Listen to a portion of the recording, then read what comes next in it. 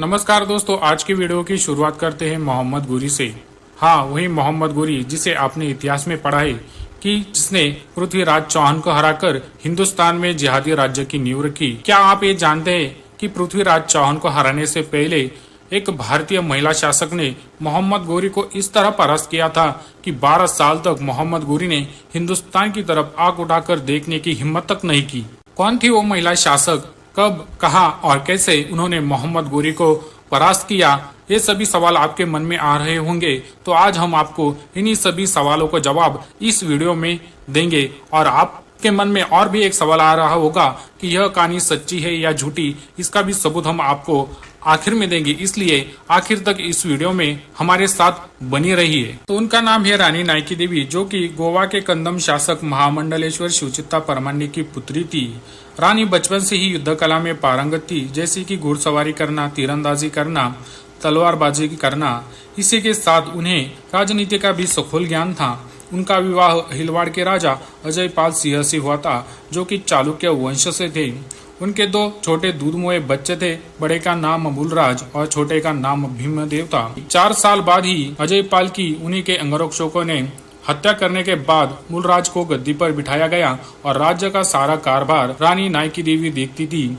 उनका राज्य खुशहाली से चल रहा था, पर उस समय भारत पर विदेशी आक्रांता बार बार आक्रमण कर रहे थे। उनमें से ही एक था मोहम्मद गोरी, जिसने 1178 में मुल्तान जीत लिया था, जो कि आज का पाकिस्तान का हिस्सा है।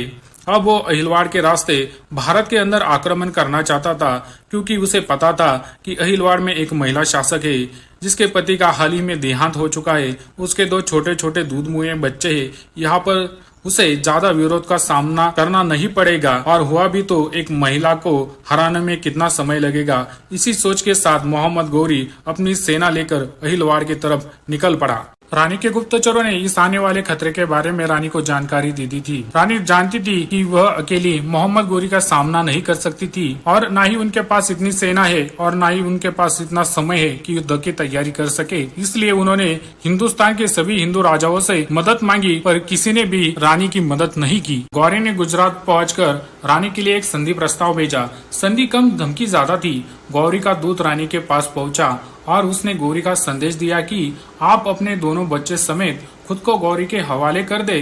साथ ही राज्य में जितनी भी स्त्रियां हैं, हीरे जवाहरात, सोना, सभी धन दौलत गौरी के हवाले कर दे। मोहम्मद गोरी आपको बख्श देंगे। इस संदेश का जवाब देते हुए रानी ने कहा कि आपकी सभी शर्तें मंजूर है। रानी उनसे मिलने के लिए आ रही है। दूत खुश होकर गौरी के पास चला गया। रानी के इस निर्णय से राज्य के सभी मंत्री और सामंत संशय में पड़ गए। तब रानी ने उन्हें अपनी रणनीति समझाई। रानी ने अपने राज्य की सभी स्त्रियों को, कन्याओं को पड़ोसी राज्य नाडोल के राजा कल्लनदेव चौहान के यहाँ भेज दिया, क्योंकि विदेशी आक्रांता सबसे ज्यादा अत्याचार महिलाओं पर करते थे। इसलिए रानी ने युद्ध के लिए राजधानी से दूर वाली जगह चुनी, क्योंकि इसके भी 2 कारण थे। और एक तो युद्ध में हार जाए तो राज्य की स्त्रियों को, बूढ़ों को, बच्चों को भागने का मौका मिल सके।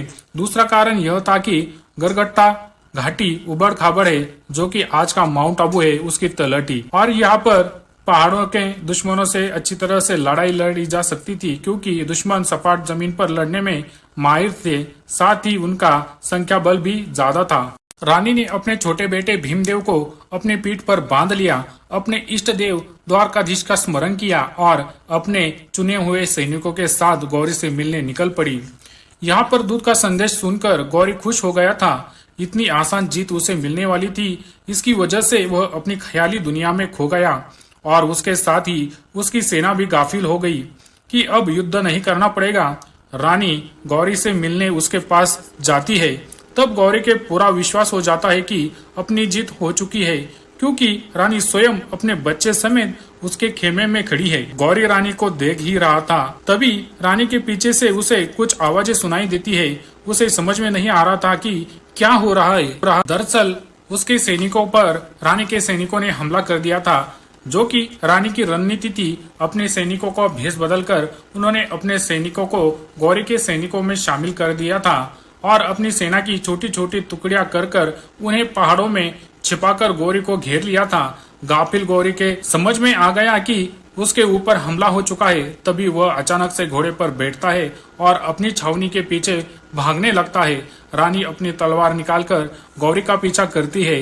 रानी गौरी के सिर पर वार करना चाहती है, लेकिन वार चूक कर मोहम्मद गौरी के पिछवाड़े पर लग जाता है और मोहम्मद गौरी का पिछवाड़ा पूरी तरह फट जाता है। इस हमले से मोहम्मद गौरी इतना खौफ ज्यादा हो जाता है कि कहा जाता है कि मोहम्मद गौरी मुल्तान जाने तक रुका तक नहीं।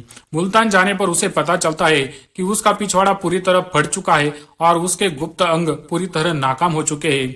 इस तरह एक हिंदुस्तान की महिला शासक ने मोहम्मद गौरी को इस तरह परास्त किया कि फिर 12 साल तक मोहम्मद गौरी ने हिंदुस्तान की तरफ आंख उठाकर देखने की हिम्मत तक नहीं की। ऐसी थी हमारी वीरांगना रानी नायकी देवी।